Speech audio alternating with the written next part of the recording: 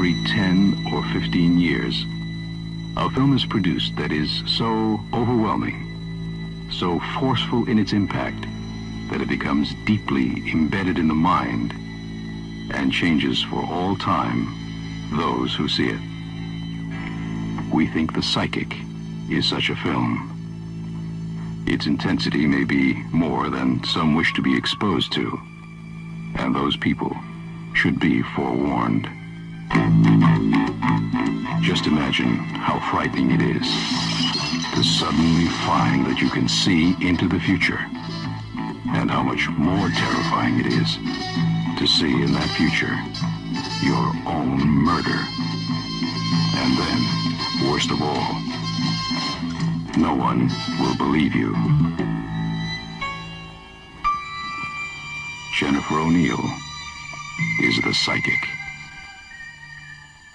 Ciao bambini, ciao ragazzi, buongiorno, buon pomeriggio, buonasera, buonanotte, buona fortuna, auguri a tutti. Então, crianças, estamos começando mais um episódio do seu podcast Mondo Giallo, sim, que você pode conferir nos melhores tocadores de áudio disponíveis no mercado. E vamos para aqueles recados e bate-papos iniciais, né? Como sempre, mais uma vez peço, crianças, meus amados, meus estranhos, meus incautos, minhas incautas, meus freaks, meus fofoletes, meus nhenhenhens, meus tudo de bom, eu peço para vocês, meus bebês, que deem 5 estrelas se você estiver ouvindo no Spotify para aumentar nossa média. Nos sigam, não adianta só botar 5 estrelas, tem uma coisinha escrita no quadradinho escrito seguir.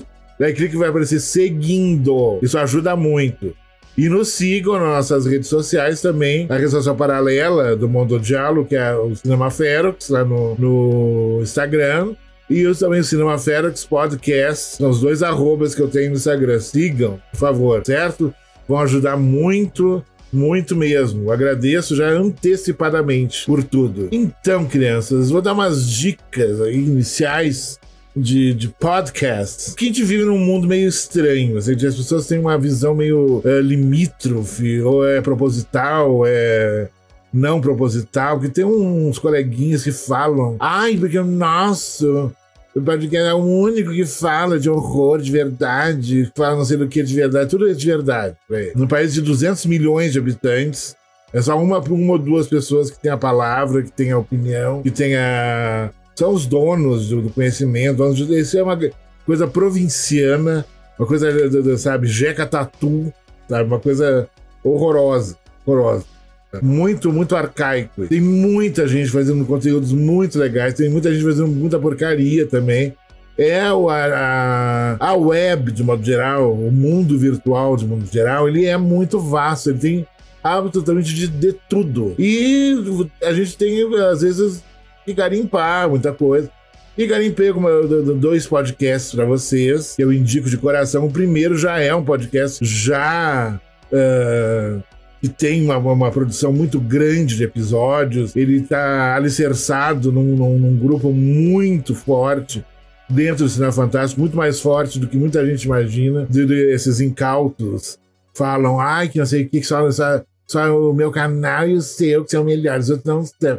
Bobagem, é 5ª série, é ridículo. O primeiro é o Falando no Diabo, sim, que é o podcast do Boca do Inferno, que também é uma forma de se procurar, de se pesquisar como Boca do Inferno nas plataformas de áudio, mas Falando no Diabo já vão cair direto. Tem o Ivo, tem o Felipe lá de Recife, eles são 2 queridos, conhecem tudo, e ele é alicerçado no Boca do Inferno, no site, veteraníssimo. Tem muitos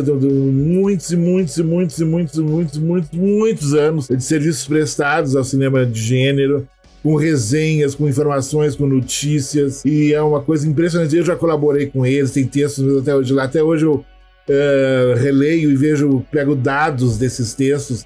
É um banco de dados enorme, em português.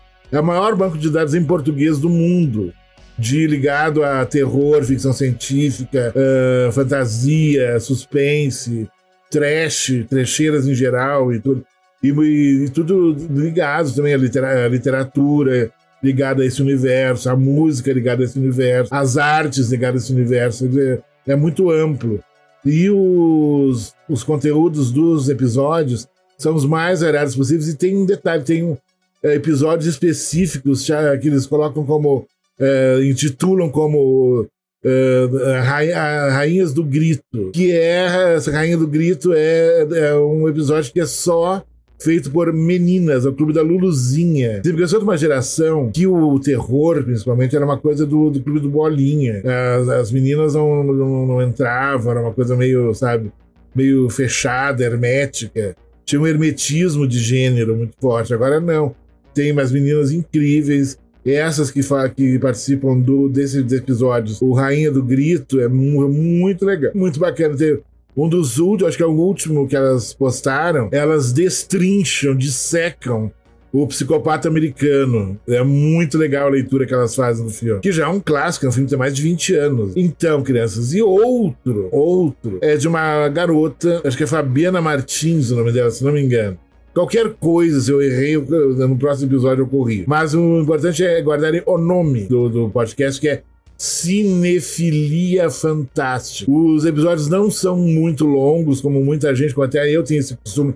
Tem que perder esse costume de ficar de ficar falando pra dar mais de uma hora pra dizer que tem... É legal, mas tem vários podcasts, principalmente de terror, e principalmente podcasts coletivos ou com 2 ou mais pessoas, que aí a conversa vai e o tempo passa, normal. Mas ela não é essa menina Fabiana, é só ela, e ela tem uma voz ótima, como ela é das letras, ela tem um texto muito bom, muito correto, impecável, narra muito bem, fala muito bem, pontualmente, tudo, uma dicção corretíssima, maravilhosa. E ela tem alguns episódios legais, ela analisou o Vurlak do Black Sabbath, ela foi direto na fonte literária, falou também da Noite del Diavoli, que é a outra adaptação que teve, né, do Vurlak, a primeira foi no Black Sabbath, né, no Il Trevoto della Paura, do Mario Bava, e o Vurlak é o segundo episódio, isso na versão italiana, europeia, European Theatrical Version do Il Trevoto della Paura, Black Sabbath, ou As Três Máscaras do Medo. Então, eles é muito rica em termos de informações, em termos de pesquisa, como ela é da literatura, então ela tem todo um outro conhecimento mais profundo, literário, que isso está presente. Por exemplo, quando ela analisa o The Order, que é A Inocente Face do Terror, ela faz uma leitura paralela do filme e da adaptação do romance, né, da novela que originou A Inocente Face do Terror, The Order, e que até foi relançado recentemente, se não me falha a memória, aqui no Brasil. Vou pesquisar para trazer essa informação depois para vocês, mas eu acredito que ele foi relançado. Então, crianças, essas duas sugestões de podcast para vocês. Aproveitem o Falando no Diabo, tá? E Cinefilia Fantástica, certo? Tem os outros que eu já falei aqui. Eu quero fazer um episódio só falando de podcast. Vou até colocar trechos aqui no ar. Quero fazer uma coisa mais profunda, pegar vários, assim. Porque tem muita gente que fala desse universo fantástico. Tem os true crimes, que são legais. Tem os que contam histórias. Tem muita página agora, até no YouTube tem um pessoal que está começando agora que contam histórias que o povo conta, aquelas narrativas macabras, assustadoras, que é boa de se ouvir à noite no quarto com todas as luzes apagadas, você está debaixo do seu cobertor seguro e fica ouvindo aquilo. Isso me remete, crianças, quando eu era muito jovem, eu ouvia as narrativas, tanto que é de histórias sobrenaturais, quanto de descrição de crimes do Gil Gomes. O Gil Gomes! Eu tinha um Walkman, olha só. Pesquisem que era um Walkman no Google. Então, eu tinha esse Walkman e eu ouvia no meu quarto, no escuro, assim, só tinha uma luzinha vermelha, eu não me esqueço do Walkman. Eu botava o fone, claro, e ficava imerso. Era uma imersão naquela narrativa do Gil Gomes, super detalhada, no estilo dele, quando eram histórias sobrenaturais. Então, nossa, morria de medo. Era um medo gostoso, um medo tesudo, assim, sabe? Que fazia uma adrenalina borbulhar, assim, era maravilhoso. Seria uma coisa meio uma história dos podcasts. Só que eu ouvia, era na rádio e reprisava à noite. Não me recordo por quê.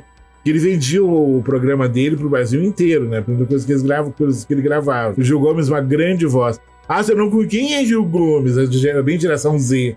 Procurem no YouTube, procurem no Google, vamos descobrir quem foi Gil Gomes. Aqui Agora, programas policiais. Era uma figuraça. E tinha uma voz muito característica e sabia narrar como ninguém. Ele te transportava pro local dos crimes, pro local onde aconteceu tal fato sobrenatural. Era impressionante. O poder que ele tinha era profundamente diegético, o trabalho dele. Então, crianças, hoje eu vou falar de um diálogo que eu sou profundamente apaixonado, que foi dirigido por um diretor que eu sou profundamente apaixonado, que eu já falei dele aqui várias vezes, que eu amo de paixão.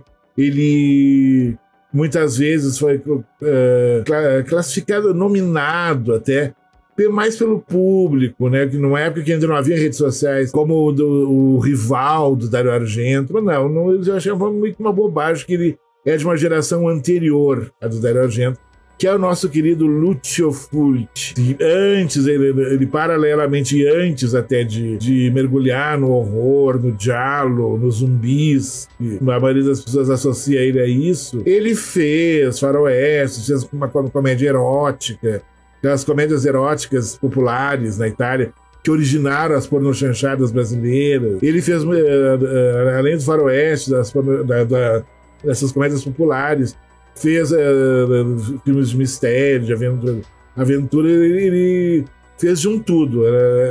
Ele era muito, muito prolífico. Mas aí ele ele tem um drama histórico chamado Beatrice Cenci. Beatrice, com C-E no final, e Cenci, C-E-N-C-I, que é um drama histórico, vai citar a maneira dele, que é um filme que ele um dos filmes que ele mais gostava, se não que ele mais gostava em vida, né? E é de uma beleza, de um estranhamento, as imagens, é uma coisa incrível, não tem como descrever.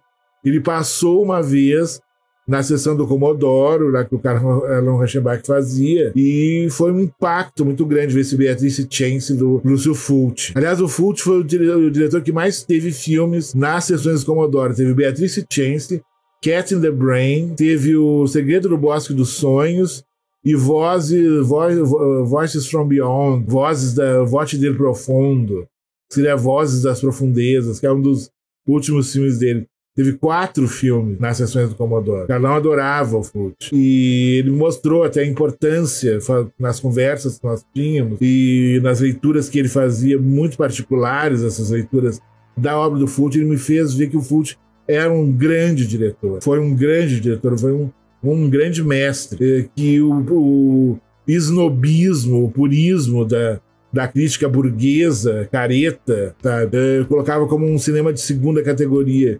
Nunca foi, sempre teve no mesmo nível. Um cineasta inventivo, que até o Rogério Deodato classificou uma vez como intuitivo e epidérmico. Esse foi o Lucio Fulci. Vamos falar hoje sobre uma obra dele, vamos falar outras vezes. Ele é o cara. Então, hoje vou falar de um filme que no Brasil saiu com o nome de Premonição. E em italiano era Sette Notti in Nero. E nos Estados Unidos foi chamado como The Psyche. Ele é de 1977, pouco tempo antes do Fulci se jogar no universo dos zumbis, e fez 4 obras-primas, assim, que os fãs de gore, de zumbis e afins amam, né? Que foi pouquíssimo tempo antes dele lançar o Zombie, né? Em 79. Depois de 81, 82, teve o City of the Living Dead, Pavor na Cidade dos Zumbis. Paura nella Città dei Morti Viventi. Teve o The Beyond, ou O Lado de Lá. E teve o House by the Cemitério, La Casa Accanto al Cimitero, que é a casa ao lado do cemitério. Esses 4 filmes que ele faria quase que em sequência. Tem o Gato Preto, também a leitura dele da obra do Edgar Allan Poe também tá nesse balaio. Ele filmava muito, era uma loucura o trabalho intenso que ele tinha. Ele adorava, ele estava sempre no set, sempre fazendo as loucuras dele. Pouco tempo depois ele vai fazer o Estripador de Nova York também. De 79 em diante é só podreira, é só sangreira, é só gore, é uma loucura. Mas tudo muito, muito particular, com uma leitura muito forte, muito pessoal, muito singular dele, a marca que ele deixou nesse filme. Mas como o assunto de hoje não é esse, voltamos à tal Premonição. Premonição, Sete Notinheiro ou The Psyche, 1977. Então, ele é estrelado pela Jennifer O'Neill, maravilhosa, que interpreta a protagonista, a Virginia Ducci. Sim. E a nossa Jennifer O'Neill, eu não sabia. Há pouco tempo fiquei sabendo que ela nasceu em 20 de fevereiro de 1948. Aonde? No Rio de Janeiro. Sim, era uma cidadã carioca, a Jennifer O'Neill. Maravilhosa. É uma mulher que teve muitos maridos, maravilhosa, linda, linda, linda. Ela estrelou o clássico Houve Uma Vez um Verão, de 1971, que tem uma música, uma trilha sonora muito marcante. Depois eu quero fazer um episódio falando de trilhas, e eu devo citar desse filme. Ela estava no Scanners, do David Cronenberg, em 81 também, maravilhosa. Ela está no Rio Lobo, de 1970. Ela tem uma filmografia bem interessante.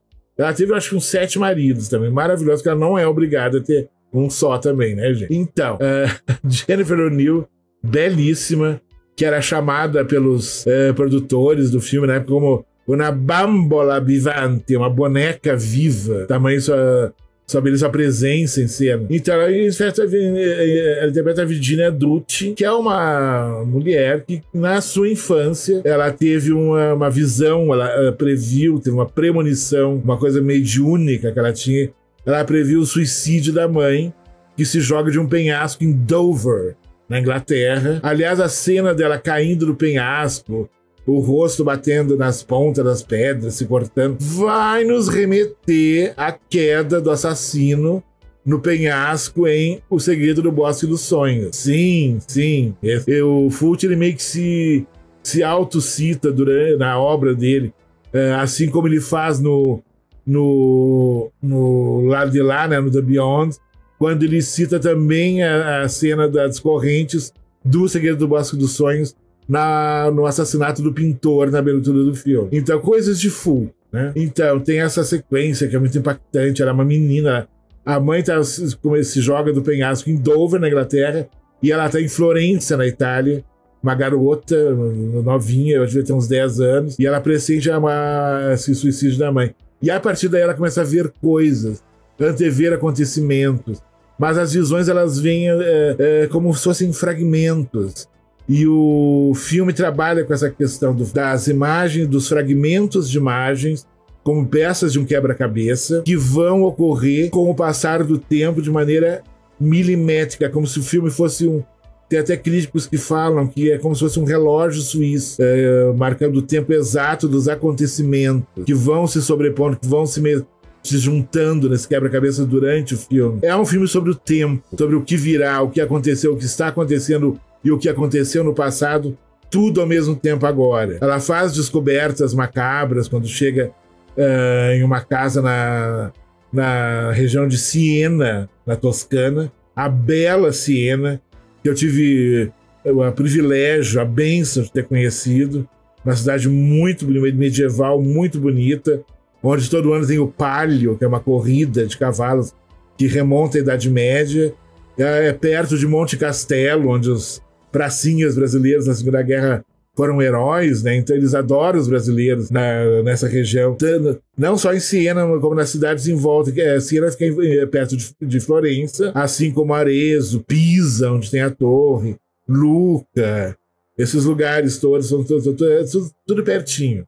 Dá para se conhecer no passeio de um dia. Então eles ambientaram em Siena, tem cenas nos campos de Siena, tem cenas nas ruas medievais, em prédios medievais, né, da cidade. É muito bonita a locação.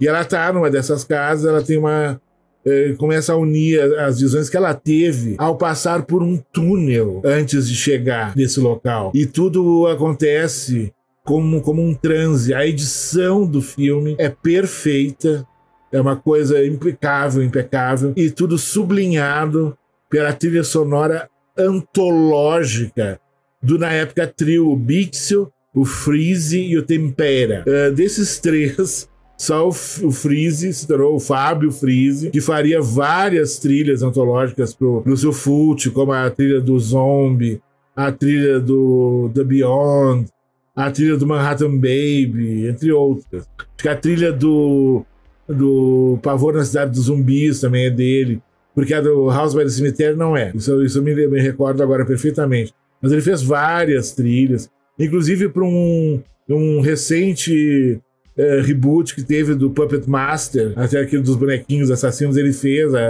a trilha do filme. Ele faz shows no mundo inteiro tocando esses temas, é um grande compositor. E se percebe muito a marca dele. Quem conhece o trabalho posterior dele, nesse trio percebe, ele meio que se sobressai. E tudo é sublinhado com essa trilha que é incrível, impressionante. E eles fazem uma variação em cima de uma musiquinha que toca meio que uma caixinha musical que tem dentro de um relógio, que é o tan tan tan tan tan tan tan tan. E é quase essa música, canção de ninar dessa caixinha de música, entre aspas, caixinha de música, né? Que depois é recriado magistralmente na trilha sonora, em momentos marcantes do filme. Então, ela acaba fazendo uma descoberta de que havia algo além dela naquele quarto, e aí a coisa vai começar a se desdobrar e vai ficar cada vez mais perturbadora a história, e ela vai indo, ela vai descobrindo coisas, e é com as imagens que ela teve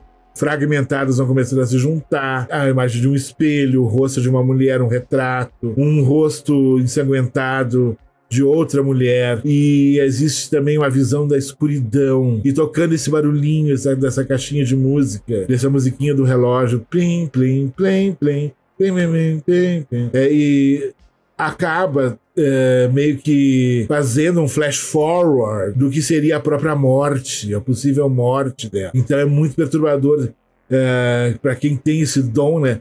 Imagina prever o seu próprio final, o fim da sua vida. E é muito doido, e a coisa começa a se tornar cada vez mais perturbadora. E isso mexe muito com ela. E claro, tem gente que não acredita. Aquela coisa, assim, é sempre assim, ninguém acredita.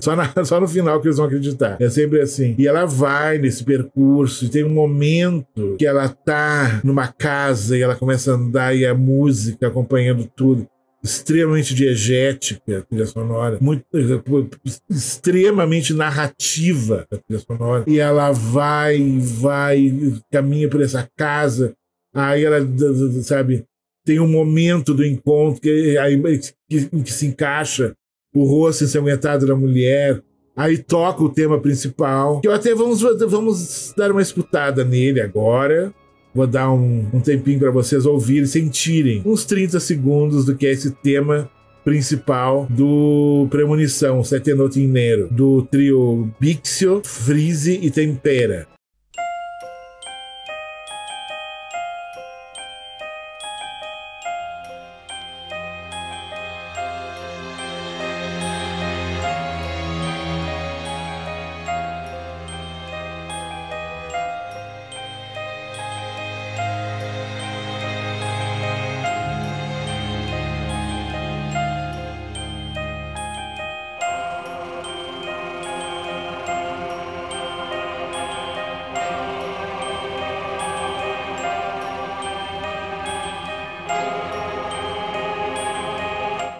Então sentiram a força atmosférica, né, dessa trilha sonora que vai acompanhar a nossa heroína até o fim. É impressionante. Que trabalho magistral da trilha sonora, aliado à edição, que é impecável, porque unir de maneira coerente os fragmentos das imagens durante toda a história e fazer aquilo ter sentido preciso. Eu já uso novamente a figura de linguagem do relógio suíço, que é perfeito, mecanicamente perfeito, tudo aparece no seu tempo exato.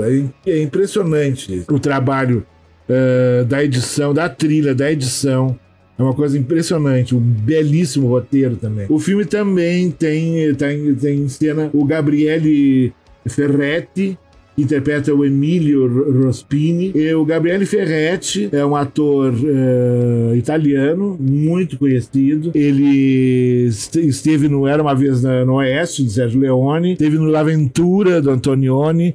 Ele participou de um dos filmes de 007, A Serviço de Sua Majestade, na verdade, A Serviço Secreto de Sua Majestade, de 65.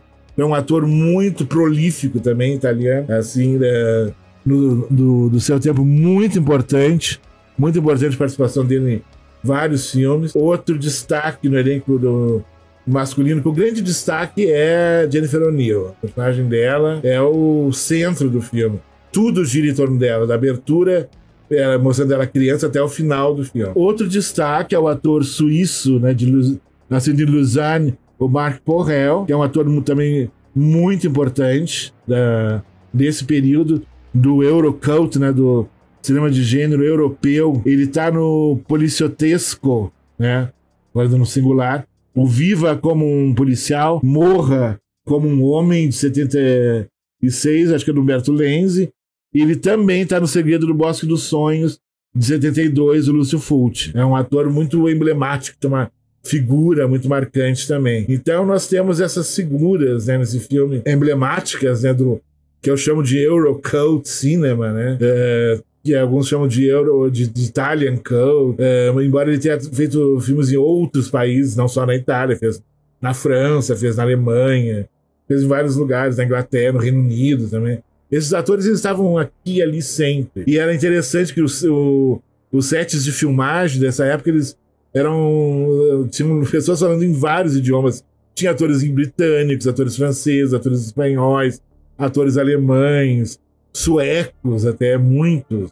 Tinha muitas atrizes lindas que vinham da Escandinávia, e os italianos também. Então era tudo uma torre de Babel, o set. Assim. Então, tem essa famosa sequência que eu já citei, onde a imagem vai se encaixar, a imagem da mulher com o rosto ensanguentado. E essa sequência tem um final muito emblemático, muito forte, dramaticamente. E essa sequência, com esse trecho musical que eu mostrei para vocês ouviram anteriormente, é utilizado pelo Quentin Tarantino no Kill Bill Volume 1. Na cena em que a noiva, né, uma turma, vai atacar o seu abusador, né, no hospital, e de fundo tá tocando esse tema. O Tarantino é fanático pelo Fulci, e ele propositadamente pensou esse trecho, né, essa trilha, para colocar no seu Kill Bill. Isso no Kill Bill, tanto no volume 1 como no volume 2, tem vários easter eggs, né, tem várias citações, coisas escondidas, assim, que até daria para se fazer um episódio, até 2 episódios, só mostrando os easter eggs que estão em todos os filmes de Tarantino, e muitos deles, tipo 70% são de filmes italianos, de época, embora tenha coisas de filmes de exploitation americanos, suecos, alemães, franceses, muita coisa da Novelle Vague, ele cita muito Godard também. Então, o Tarantino usou esse trecho também para ilustrar a vingança da noiva, né? Quando ela ataca o seu abusador escroto. Então, o filme ele vai se conduzindo até uma parte final, onde nós vemos mais uma vez uma das obsessões que eu acho que é de vários diretores, né, italianos. Era uma obsessão pro Argento, sempre foi. Era uma obsessão pro Sérgio Martino, para vários diretores, inclusive o Lúcio Fulci, que é a obra do Edgar Allan Poe, e vai se recriar, vai se colocar de uma maneira, vai se encaixar estruturalmente no roteiro uma passagem do Gato Preto do Edgar Allan Poe, que no filme, na versão theatrical, que passou nos cinemas europeus principalmente, até aqui no Brasil, em alguns outros países é uma, e nos Estados Unidos é outra. E esse filme ele tem uma característica diferente dos demais, porque ele foi rodado em inglês. Os atores todos atuaram falando em inglês. Alguns foram dublados em inglês, a Jennifer O'Neill fala inglês, né? E o áudio original do filme é em inglês. Existe na Itália também, que na Itália se dubla absolutamente tudo, assim como na Espanha, tudo é dublado. Existem algumas raras opções com áudio original, até hoje no cinema. Eu me lembro de um amigo que foi ver o Kill Bill em Roma, na época do lançamento, e tinham pelo menos, estava umas 50, quase 50 salas do filme, né? E era uma só que tinha o áudio original, num lugar longe, bem, uma coisa meio cineclube, meio lugar meio alternativo. Então tem essa questão dos áudios, né? Mas esse filme, assim como o Fenômena, assim como o Trauma do Dario Argento, foi feito diretamente, filmado em inglês, com os atores falando inglês. Mas a versão dos Estados Unidos é diferente. Ele não é tão... Porque fica meio que... Há uma insinuação, é quase um final em aberto, entre aspas, o final italiano, né? Mas da Copa exibida na Itália, na Europa. Nos Estados Unidos é diferente. Mas eu nunca tive acesso a esse extra, com esse final americano do filme. Tô indo atrás, assim, mas existem entrevistas que deixam bem claro que o final nos cinemas nos Estados Unidos era totalmente diferente. Embora, quando ele saiu em Blu-ray, eu acho que pela Arrow ou pela Seven, não me lembro agora, eu acho que os dois selos lançaram em tempos diferentes. Como The Psyche, eu acho que nesses lançamentos em DVD e Blu-ray, é da cópia teátrica italiana. Mas eles devem ter nos extras, como eu não tenho acesso a essas edições, né? Talvez nos extras tenha esse final alternativo, assim, do filme, que não é tão alternativo. Dá a entender. Agora, que para público americano, tem que desenhar, tem que explicar, olha, tá vendo o céu azul? É dia, tem sol... Tá, tem que explicar. O público americano é uma coisa meio assim. E tem que ser tudo falado em inglês, que eles não sabem ler legenda. É um público meio dumb, assim. E fazer o quê? O público brasileiro é muito melhor, é muito mais bem informado, vê o filme de outra forma, totalmente diferente do público americano. O americano não gosta de legenda. Quem lê legenda nos Estados Unidos é um público muito alternativo. De cinema mais de art house, até de grindhouse, mas tudo de grindhouse que foi lançado europeu lá fora, lá nos Estados Unidos, estava dublado em inglês. Então eles iam a cópias dubladas, né? Eu prefiro até a cópia dublada em inglês do que refilmar, fazer remake, como é atualmente. Então, criança, o Premonição, o Sette Notti in Nero, é um diálogo que se diferencia dos outros que o Fulci fez, citando três: O Segredo do Bosque dos Sonhos, Lagartixa com Pele de Mulher e O Estripador de Nova York, são mais gráficos, tem uma questão do erotismo, da sexualidade muito mais explícitos. O próprio Estripador de Nova York é praticamente um filme exploitation, é um giallo com muitos elementos de cinema exploitation. E o Premonição, o Sette Notti in Nero, ele é totalmente diferente. É o filme o giallo menos violento do Argento. Ele investe muito no suspense, no roteiro, que vai unindo os pedacinhos, os fragmentos das premonições da protagonista e criando uma atmosfera, um filme mais de atmosfera do que um filme gráfico, né, na sua violência e na sexualidade. É um filme muito elegante, um filme muito inteligente, e é um dos raros momentos em que a crítica, né, fez elogios ao Fulci, que a crítica torcia sempre o nariz para a obra dele. Então, nesse momento do Premonição, do Sette Notti in Nero, até a crítica europeia falou das qualidades estético-narrativas do filme, do desempenho da Jennifer O'Neill, que é uma escolha perfeita de cast, porque a escolha errada de elenco, a gente pode destruir um filme. Tem vários exemplos que eu podia citar. Mas aí não, todo o elenco está corretíssimo, é demais, é um diálogo assim único em termos de atmosfera, coisa impressionante. A abertura, né, ela caindo do penhasco em Dover, é muito impactante. Tudo aquilo, ela menina em Florença, a câmera fechando no rosto dela, ela mame, é maravilhoso, maravilhoso. E é um diálogo com uma protagonista que tem poderes paranormais, né, mediúnicos, assim como a Jennifer, né, do Fenômena, que tem o dom de manipular, de comandar legiões de insetos, né? De se dar bem com os insetos. Tem aquela cena da abelha, né? Que vira meio que um bichinho fofo na mão dela. Então é um diálogo que tem essa questão sobrenatural, né? Até como, por exemplo, Os Olhos de Laura Mars, né? Que dá para se considerar um giallo americano, né? Com a Faye Dunaway e tem o Tommy Lee Jones também, que ela previa, ela enxergava o que o assassino estava enxergando na hora que ele estava cometendo os crimes. Então ela sabia que os crimes estavam cometendo ou iam ser cometidos. É demais. E para quem não sabe, o roteiro brilhante, já inspirado nos gialli italianos, é do nosso querido John Carpinteiro, né? Nosso John Carpenter, antes de explodir virar um diretor mundialmente conhecido com a franquia Halloween, o Enigma do Outro Mundo, o Fog, The Fog, a Bruma Assassino e todas as obras-primas que ele fez depois. Então fica também essa dica para quem nunca viu Os Olhos de Laura Mars, procurem, que é maravilhoso, um belo filme. Há até uma breve citação dele no Demônio de Neon, do Winfried Refn, né? Então vejam, né? Quem ainda não viu Os Olhos de Laura Mars, que veja. Fenômeno, acredito que todo mundo já tenha visto, né? Então, esses três filmes giallo, de horror, mistério, que tem essa questão de ter uma protagonista com poderes paranormais. Muito interessante. E todas mulheres, né? Tem essa coisa de gênero que eu acho que acaba enriquecendo mais as coisas, entendem? Então, o que mais eu poderia falar do Premonição? Além de ter o mesmo nome da franquia, Premonição, não confundam, né?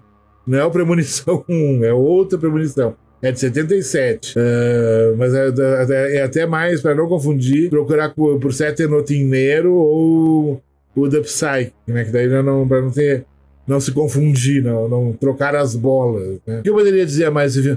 As locações da Toscana, em Siena, são lindas. Cada vez que a câmera enquadra o rosto da Jennifer O'Neill, é uma coisa, um impacto, assim. É uma explosão de carisma impressionante. Que grande protagonista. E a qualidade, o roteiro é riquíssimo, preciso, não é milimetricamente preciso. Tudo se encaixa perfeitamente como o mecanismo de um relógio. Por isso que tem essa questão de comparar com o funcionamento de um relógio suíço, que é perfeito, né? E o filme falar sobre o tempo, né? O que passou, o que está no presente, o que vai acontecer, através das premonições da protagonista. Fantástico, fantástico. Já. Eu sou apaixonado. Certo, crianças? Quem ainda não viu, veja Premonição 1977 do Sulfur. É obrigação, é imperdível, por favor. Você tem que ver para verem um outro tipo de diálogo. Um diálogo diferenciado, um diálogo original, um diálogo com uma atmosfera única e um filme precioso, com uma trilha sonora devastadora, absurdamente incrível. E dessa vez, crianças, eu deixei por final para falar dos filmes não italianos, vamos dizer assim. Deixei em destaque, né, o diálogo do Fulci, né, para ser o principal objeto, mas vamos continuar agora. Eu quero falar rapidamente sobre dois filmes que me impressionaram muito, que eu vi recentemente. Um vindo da França e outro vindo da Estônia. Sim, eu não me pergunto onde fica a Estônia. Deve ficar perto da Lapônia, de Finlândia, aqueles lá, que acredito ser aquela região lá do globo. Não sei, pode estar falando uma grande bobagem, mas depois pesquisem, se acharem necessário. Bueno, o primeiro filme é uma produção francesa chamada... Ele tá com o título até, mesmo sendo filme francês, tá com o título em inglês nos créditos, The Soul Eater, ou Devorador de Almas, que é um filme bastante sombrio e ele vai ficando cada vez mais perturbador. Ele tem uma trama que lembra um pouco do Bosque dos Sonhos, que estão sumindo crianças, é um lugar no interior da França, não é uma grande cidade. Inclusive eles falam isso. Nossa, essa questão dos desaparecimentos é algo que poderia se acontecer em Paris ou em Marseille, né, cidades grandes da França. Não, num povoado, praticamente no meio das montanhas. Embora seja uma cidade muito bonita, muito organizadinha, muito fofa, até vamos dizer assim. Ele tem um belo hospital, tem um bom departamento de polícia e uma dupla, né, de detetives vão investigar o que está acontecendo e é tudo muito estranho, muito perturbador, que eles vão descobrindo a cada momento.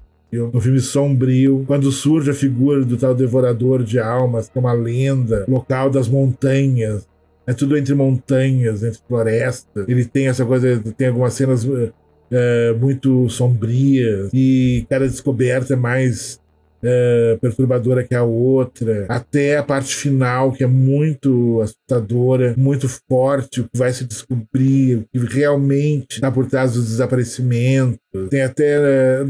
eu até vou evitar de falar muito, é melhor que vocês vejam e descubram esse filme que vai pela contramão do cinema extremo francês recente. Não tem